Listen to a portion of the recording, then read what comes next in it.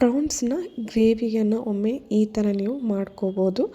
ಇದನ್ನು ನೀವು ಅನ್ನದ ಜೊತೆ ಅಥವಾ ಇಡ್ಲಿ ದೋಸೆ ಎಲ್ಲ ಜೊತೆನೂ ತುಂಬಾ ಚೆನ್ನಾಗಿರೋ ಕಾಂಬಿನೇಷನ್ ಅಂತಲೇ ಹೇಳ್ಬೋದು. ಇವಾಗ ಇದನ್ನು ಹೇಗೆ ಮಾಡೋದು ಅಂತ ನೋಡ್ಕೊಂಡು ಬರುವ. ಇಲ್ಲಿ ನಾನು ಪ್ರಾನ್ಸನ್ನು ತಗೊಂಡಿದ್ದೀನಿ. ಇದನ್ನು ನಾನು ಚೆನ್ನಾಗಿ ವಾಶ್ ಮಾಡಿ ರೆಡಿ ಮಾಡಿ ಇಟ್ಕೊಂಡಿದ್ದೀನಿ. ಒಂದು ಸಲ ವಾಶ್ ಮಾಡಿ ಆದ ನಂತರ ಇದರಲ್ಲಿ ನೀರೇನು ಇರಬಾರ್ದು, ಚೆನ್ನಾಗಿ ಬಸಿದ್ಕೊಳ್ಳಿ. ನಂತರ ಇದಕ್ಕೆ ಇವಾಗ ನಾವು ಮ್ಯಾರಿನೇಟ್ ಮಾಡಿಕೊಳ್ಳುವ. ಮೊದಲಿಗೆ ನಾನಿಲ್ಲಿ ಒಂದು 1/2 ಟೇಬಲ್ ಸ್ಪೂನು ಅರಶಿನ ಪುಡಿನ ತಗೊಂಡಿದ್ದೀನಿ. ಹಾಗೆ ಒಂದು 1/4 ಟೇಬಲ್ ಸ್ಪೂನು ಮೆಣಸಿನ ಪುಡಿನ ತಗೊಂಡಿದ್ದೀನಿ. ಹಾಗೆ ಇದಕ್ಕೆ ರುಚಿಗೆ ತಕ್ಕಷ್ಟು ನಾನು ಇವಾಗ ಉಪ್ಪನ್ನು ತಗೊಳ್ತೀನಿ. ಉಪ್ಪನ್ನು ಇಲ್ಲಿ ನೀವು ತುಂಬ ಜಾಸ್ತಿ ಹಾಕ್ಕೋಬೇಕು ಅಂತಿಲ್ಲ, ಯಾಕಂದರೆ ಮತ್ತೆ ನಾವು ಮಸಾಲಕ್ಕೆ ಕೂಡ ಹಾಕ್ಕೊಳ್ತೀವಿ. ಹಾಗಾಗಿ ಉಪ್ಪು ಹಾಕ್ಕೊಳ್ಳುವಾಗ ನೋಡ್ಕೊಂಡು ಹಾಕ್ಕೊಳ್ಳಿ. ನಂತರ ಇಲ್ಲಿ ನಾನು ಒಂದು 1/2 ಟೇಬಲ್ ಸ್ಪೂನಷ್ಟು ಉಪ್ಪನ್ನು ಹಾಕ್ಕೊಳ್ತಾ ಇದ್ದೀನಿ. ಒಂದು 1/4 ಟೇಬಲ್ ಸ್ಪೂನಷ್ಟು ಶುಂಠಿ ಬೆಳ್ಳುಳ್ಳಿ ಪೇಸ್ಟನ್ನು ಹಾಕ್ಕೊಂಡಿದ್ದೀನಿ. ಇದನ್ನು ನೀವು ಚೆನ್ನಾಗಿ ಮಿಕ್ಸ್ ಮಾಡ್ಕೊಳ್ಳಿ. ಮಸಾಲ ಎಲ್ಲ ಪ್ರಾನ್ಸಿಗೆ ಚೆನ್ನಾಗಿ ಎಳ್ಕೋಬೇಕು. ಒಂದು ಸಲ ಮ್ಯಾರಿನೇಟ್ ಮಾಡಿದ ನಂತರ ಇದನ್ನು ನಿಮಗೆ ಟೈಮ್ ಇದ್ದರೆ ಒಂದು 1/2 ಅವರ್ ಅಷ್ಟಾದರೂ ಹಾಗೆ ಬಿಡಿ. ಯಾಕಂದರೆ ಪ್ರಾನ್ಸ್ ಮೊದಲೇ ಸ್ವಲ್ಪ ಸಪ್ಪೆ, ಹಾಗಾಗಿ ಉಪ್ಪೆಲ್ಲ ಚೆನ್ನಾಗಿ ಎಳ್ಕೊಳ್ಳುತ್ತೆ. ಹಾಗೆ ನಾನಿಲ್ಲಿ ಬ್ಯಾಡಗಿ ಮೆಣಸನ್ನು ನೀರಲ್ಲಿ ಸ್ವಲ್ಪ ಹೊತ್ತು ನೆನೆ ಹಾಕ್ಕೊಂಡಿದ್ದೀನಿ. ಅದನ್ನು ಸೈಡಿಗೆ ಇಟ್ಕೊಳ್ಳಿ.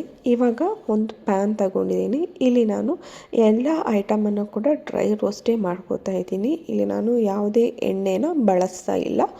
ಒಂದು ಸಲ ಕೊತ್ತಂಬರಿ ಕಾಳನ್ನು ಹಾಕ್ಕೊಂಡ ನಂತರ ಇದಕ್ಕೆ ಇವಾಗ ನಾನು ಸ್ವಲ್ಪ ಜೀರಿಗೆ ಕಾಳನ್ನು ಕೂಡ ಹಾಕ್ಕೊಳ್ತಾ ಇದ್ದೀನಿ. ಹಾಗೆ ಒಂದು 1/4 ಟೇಬಲ್ ಸ್ಪೂನು ಸೋಂಪು ಕಾಳನ್ನು ಹಾಕ್ಕೊಂಡು ಚೆನ್ನಾಗಿ ಒಂದು ಸಲ ನಾನು ಇದನ್ನು ಮಿಕ್ಸ್ ಮಾಡ್ಕೋತೀನಿ. ಇದನ್ನು ನೀವು ಲೋ ಫ್ಲೇಮಲ್ಲಿ ಇಟ್ಕೊಂಡೇ ರೋಸ್ಟ್ ಮಾಡ್ಕೊಳ್ಳಿ.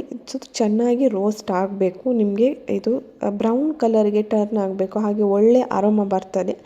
ಆ ಟೈಮಲ್ಲಿ ನೀವು ಇದನ್ನು ಆಫ್ ಮಾಡ್ಕೊಳ್ಳಿ. ಇವಾಗ ನೀವು ನೋಡ್ಬೋದು ಇದು ಚೆನ್ನಾಗಿ ರೋಸ್ಟ್ ಆಗ್ತಾ ಇದೆ. ಇವಾಗ ಇದು ನೀವು ನೋಡ್ಬೋದು ಬ್ರೌನ್ ಕಲರ್ಗೆ ಟರ್ನ್ ಆಗಿದೆ. ಈ ಹೊತ್ತಲ್ಲಿ ನಾನಿಲ್ಲಿ ಸ್ವಲ್ಪ ಮೆಂತ್ಯ ಕಾಳನ್ನು ಹಾಕ್ಕೊಳ್ತಾ ಇದ್ದೀನಿ. ಮೆಂತ್ಯ ಕಾಳನ್ನು ಹಾಕ್ಕೊಂಡ್ಬಿಟ್ಟು ಚೆನ್ನಾಗಿ ಸ್ಟವ್ ಆಫ್ ಮಾಡಿಕೊಂಡೇ ಬಿಡಿ. ನಂತರ ಇಲ್ಲಿ ನಾನು ಮಸಾಲಾನ ಎಲ್ಲ ಗ್ರೈಂಡ್ ಮಾಡ್ಕೊಳ್ಳಿಕ್ಕೆ ತಗೊಳ್ತಾ ಇದ್ದೀನಿ. ಇಲ್ಲಿ ನಾವು ಆವಾಗಲೇ ನೀರಲ್ಲಿ ನೆನೆ ಹಾಕಿ ಇಟ್ಕೊಂಡಂಥ ಮೆಣಸನ್ನು ತಗೊಂಡಿದ್ದೀವಿ. ಹಾಗೆ ಡ್ರೈ ರೋಸ್ಟ್ ಮಾಡಿಕೊಂಡ ಮಸಾಲಾನ ಕೂಡ ಅದು ತಣ್ಣಗೆ ಆಗಿದೆ. ಆದ ನಂತರ ನಾನಿಲ್ಲಿ ಮಿಕ್ಸಿ ಜಾರಿಗೆ ಹಾಕ್ಕೊಳ್ತಾ ಇದ್ದೀನಿ. ಹಾಗೆ ಒಂದು ಅರ್ಧ ಈರುಳ್ಳಿನ ಹಾಕ್ಕೋತಾ ಇದ್ದೀನಿ. ಈರುಳ್ಳಿ ಒಂದು ಅರ್ಧ ಸಾಕಾಗುತ್ತೆ. ನಂತರ ಇಲ್ಲಿ ನಾನು ಸ್ವಲ್ಪ ಬೆಳ್ಳುಳ್ಳಿನ ಕೂಡ ತಗೊಳ್ತಾ ಇದ್ದೀನಿ. ಬೆಳ್ಳುಳ್ಳಿನ ಎಲ್ಲ ಹಾಕ್ಕೊಂಡ ನಂತರ ಇದಕ್ಕೆ ನೀವು ನೀರು ಎಷ್ಟು ಬೇಕು ಅಷ್ಟು ನೀರನ್ನು ಹಾಕ್ಕೊಂಡು ಚೆನ್ನಾಗಿ ಗ್ರೈಂಡ್ ಮಾಡ್ಕೊಳ್ಳಿ. ಗ್ರೈಂಡ್ ಮಾಡ್ಕೊಳ್ಳುವಾಗ ಇದು ತುಂಬ ಚೆನ್ನಾಗಿ ಗ್ರೈಂಡ್ ಆಗಬೇಕು. ಆ ಥರ ಗ್ರೈಂಡ್ ಮಾಡ್ಕೊಳ್ಳಿ. ನೀರನ್ನು ಬೇಕು ಅಂತ ಇದ್ದರೆ ಸ್ವಲ್ಪ ಸ್ವಲ್ಪ ಹಾಕ್ಕೊಂಡು ಗ್ರೈಂಡ್ ಮಾಡ್ಕೊಳ್ಳಿ. ಇವಾಗ ನೋಡ್ಬೋದು ಪೇಸ್ಟ್ ರೆಡಿಯಾಗಿದೆ. ನಂತರ ನಾನು ಇಲ್ಲಿ ಒಂದು ಬಾಣಲೆನ ತಗೊಂಡಿದ್ದೀನಿ. ನಾನಿಲ್ಲಿ ಸ್ವಲ್ಪ ತುಪ್ಪನ ಹಾಕ್ಕೊಂಡಿದ್ದೀನಿ. ನಿಮ್ಮ ಹತ್ರ ತುಪ್ಪ ಇಲ್ಲ ಅಂತ ಇದ್ದರೆ ಎಣ್ಣೆನ ಕೂಡ ಹಾಕ್ಕೋಬೋದು, ತೊಂದರೆ ಇಲ್ಲ. ನಾನಿಲ್ಲಿ ಸ್ವಲ್ಪನೇ ತುಪ್ಪ ಹಾಕ್ಕೊಂಡಿದ್ದೀನಿ. ನಂತರ ನಾವು ಆವಾಗಲೇ ಅರ್ಧ ಕಟ್ ಮಾಡಿ ಇಟ್ಕೊಂಡಂಥ ಈರುಳ್ಳಿ ಇತ್ತು, ಅದನ್ನು ಹಾಗೆ ಕಾಯಿ ಮೆಣಸು ಹಾಗೆ ಒಂದು ಸಣ್ಣ ಟೊಮೆಟೊನ ತೊಗೊಂಡಿದ್ದೀನಿ.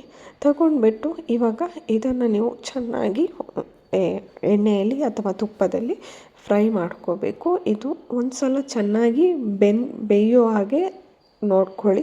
ಒಂದು ವೇಳೆ ಇದು ಸ್ವಲ್ಪ ಡ್ರೈ ಆಗ್ತಾ ಇದೆ ಅಂದರೆ ಸ್ವಲ್ಪ ನೀರು ಹಾಕ್ಕೊಳ್ಬೇಕಾದ್ರೆ ಇದನ್ನು ಬೇಯಿಸ್ಕೋಬೋದು. ಒಂದು 5ರಿಂದ 10 ನಿಮಿಷ ಇದನ್ನು ಚೆನ್ನಾಗಿ ಬೇಯಲಿಕ್ಕೆ ಬಿಡಿ. ಒಂದು ಸಲ ಇದು ಚೆನ್ನಾಗಿ ಬೆಂದ ನಂತರ ಇದಕ್ಕೆ ನಾನು ಸ್ವಲ್ಪ ಕರಿಬೇವು ಸೊಪ್ಪನ್ನು ಹಾಕ್ಕೊಳ್ತಾ ಇದ್ದೀನಿ. ಕರಿಬೇವು ಏನು ತುಂಬ ಹೊತ್ತು ಬೇಯಬೇಕು ಏನು ಅಂತ ಇಲ್ಲ, ಸ್ವಲ್ಪ ಹೊತ್ತು ಇದನ್ನು ಅದೇ ಎಣ್ಣೆಯಲ್ಲಿ ಸ್ವಲ್ಪ ಫ್ರೈ ಮಾಡಿಕೊಂಡ್ರೆ ಸಾಕಾಗುತ್ತೆ.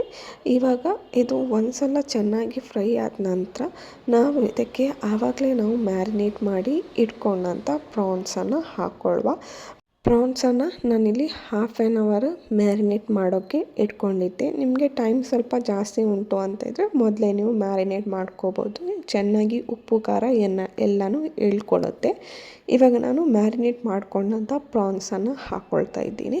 ಹಾಕ್ಕೊಂಡ್ಬಿಟ್ಟು ಇವಾಗ ಇದನ್ನು ಚೆನ್ನಾಗಿ ಒಂದು ಸಲ ನೀವು ಎಣ್ಣೆಯಲ್ಲಿ ಫ್ರೈ ಮಾಡ್ಕೋಬೇಕು. ಇದಕ್ಕೆ ನೀರೇನು ಹಾಕ್ಕೊಳ್ಳೋ ಅವಶ್ಯಕತೆ ಇಲ್ಲ, ಯಾಕಂದರೆ ಸ್ಲೋಲಿ ನಿಮಗೆ ಪ್ರಾನ್ಸಲ್ಲಿ ನೀರು ಬಿಟ್ಕೊಳ್ಳುತ್ತೆ.